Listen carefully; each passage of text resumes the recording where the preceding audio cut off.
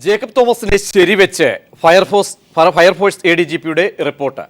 Flat ലോബിക്കെതിരെ Jacob തോമസിന്റെ നടപടികൾ നിയമപരമെന്ന് report.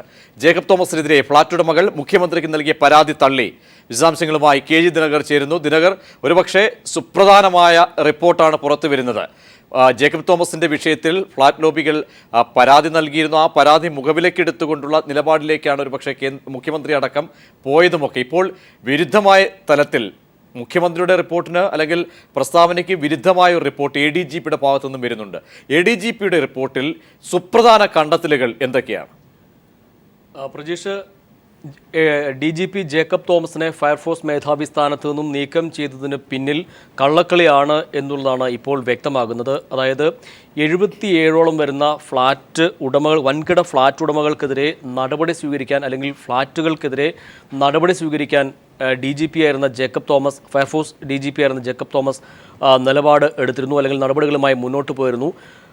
അതായത് സുരക്ഷാ മാനദണ്ഡങ്ങൾ പാലിക്കാതെയാണ് സംസ്ഥാനത്ത് വൻകിട ഫ്ളാറ്റുകൾ പ്രവർത്തിക്കുന്നത്, നിർമ്മാണത്തിലിരിക്കുന്നത് എന്ന് ചൂണ്ടിക്കാട്ടി അദ്ദേഹം NOC അടക്കമുള്ളവ നിഷേധിക്കാൻ തരത്തിലേക്ക് കാര്യങ്ങൾ നീങ്ങിയിരുന്നു.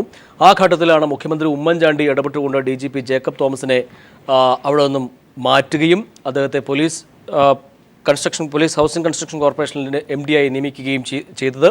അത് ഫ്ളാറ്റ് ഉടമകളുടെ സമ്മർദ്ദത്തെ തുടർന്നായിരുന്നു എന്ന് അന്ന് വലിയ വിവാദം ഉടലെടുക്കുകയും ചെയ്തിരുന്നു. ഈ പശ്ചാത്തലത്തിലാണ് ഇപ്പോൾ ഫയർഫോഴ്സ് ADGP അനിൽ കാന്തിൻ്റെ റിപ്പോർട്ട് പുറത്തു വന്നിരിക്കുന്നത്. അതായത് DGP ജേക്കബ് തോമസ് അന്ന് സ്വീകരിച്ച നടപടികൾ ശരിയായിരുന്നു എന്നാണ് അദ്ദേഹത്തിൻ്റെ വിലയിരുത്തൽ. ഇതുമായി ബന്ധപ്പെട്ടുകൊണ്ടുള്ള റിപ്പോർട്ട് അദ്ദേഹം ആഭ്യന്തര സെക്രട്ടറിക്ക് ഈ മാസം 11 കൈമാറുകയും ചെയ്തു.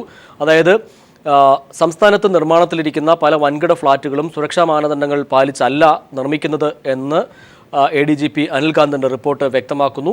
അതോടൊപ്പം തന്നെ പല ഫ്ളാറ്റുകൾക്കെതിരെയും ഫ്ളാറ്റ് ഉടമകൾക്കെതിരെയും നടപടി സ്വീകരിക്കേണ്ടി വരും എന്നും അദ്ദേഹം ഈ റിപ്പോർട്ടിൽ ചൂണ്ടിക്കാട്ടിയിട്ടുണ്ട്. സർക്കാരിൻ്റെ നിലപാടിനെ തള്ളുന്നതാണ് അനിൽ കാന്തിൻ്റെ റിപ്പോർട്ട് എന്നുള്ളതാണ് വസ്തുത. ആഭ്യന്തര സെക്രട്ടറിക്ക് നൽകിയ റിപ്പോർട്ട് ആഭ്യന്തര സെക്രട്ടറി അത് ചീഫ് സെക്രട്ടറിക്ക് കൈമാറുകയും ചെയ്തിട്ടുണ്ട്. ഇവിടെയാണ് മുഖ്യമന്ത്രി ഉമ്മൻചാണ്ടിയുടെ കള്ളക്കളി വ്യക്തമാകുന്നത്. കാരണം ഫയർഫോഴ്സ് DGP ആയിരുന്ന ജേക്കബ് തോമസിനെതിരെ പൊതുജനങ്ങളിൽ നിന്നടക്കം നിരവധി പരാതികൾ ലഭിച്ചതിൻ്റെ അടിസ്ഥാനത്തിലാണ് അദ്ദേഹത്തെ മാറ്റാൻ തീരുമാനിച്ചത് എന്നായിരുന്നു മുഖ്യമന്ത്രി ഉമ്മൻചാണ്ടി അന്ന് വ്യക്തമാക്കിയിരുന്നത്. എന്നാൽ അത് ശരിയല്ല എന്നുള്ളതാണ് വ്യക്തമാകുന്നത്. ഫ്ളാറ്റ് ഉടമകളുടെ സമ്മർദ്ദത്തിന് വഴങ്ങിയാണ് DGP ജേക്കബ് തോമസിനെ മാറ്റാൻ മുഖ്യമന്ത്രി തയ്യാറായത് എന്നുള്ളിടത്തിലേക്കാണ് കാര്യങ്ങൾ എത്തി നിൽക്കുന്നത്. കാരണം സംസ്ഥാനത്ത് എമ്പാടും 77ഓളം വരുന്ന വൻകിട ഫ്ളാറ്റുകൾ എല്ലാ സുരക്ഷാ മാനദണ്ഡങ്ങളും ലംഘിച്ചാണ് നിർമ്മിച്ചത് എന്ന കണ്ടെത്തൽ അദ്ദേഹം നടത്തിയിരുന്നു. ആ കണ്ടെത്തൽ അതോടൊപ്പം തന്നെ ഇത്തരം ഫ്ളാറ്റുകൾക്ക് NOC നൽകുന്നത് ഉൾപ്പെടെയുള്ള കാര്യങ്ങളിൽ ശക്തമായ നിലപാട് സ്വീകരിക്കാനും DGP ജേക്കബ് തോമസ് നടപടിയെടുത്തിരുന്നു. അല്ലെങ്കിൽ ഇത്തരം ഫ്ളാറ്റുകൾക്ക് സുരക്ഷാ മാനദണ്ഡങ്ങൾ പാലിക്കാത്ത ജനങ്ങളുടെ ജീവന് ഭീഷണിയാകുന്ന ഫ്ളാറ്റുകൾക്കെതിരെ നടപടി സ്വീകരിക്കണം എന്ന നിലപാട് അദ്ദേഹം സ്വീകരിച്ചു. ഈ ഘട്ടത്തിലാണ് അദ്ദേഹത്തെ മാറ്റുന്നത് എന്നാണ് ഇപ്പോൾ അനിൽ കാന്തിൻ്റെ റിപ്പോർട്ടിലൂടെ വ്യക്തമാവുകയും ചെയ്തത്. അതായത് DGP ജേക്കബ് തോമസിൻ്റെ റിപ്പോർട്ട് ശരിവെക്കുന്നതാണ് അനിൽ കാന്തിൻ്റെ റിപ്പോർട്ട്, ഇപ്പോൾ ആഭ്യന്തര സെക്രട്ടറിക്ക് നൽകിയിരിക്കുന്ന റിപ്പോർട്ട്.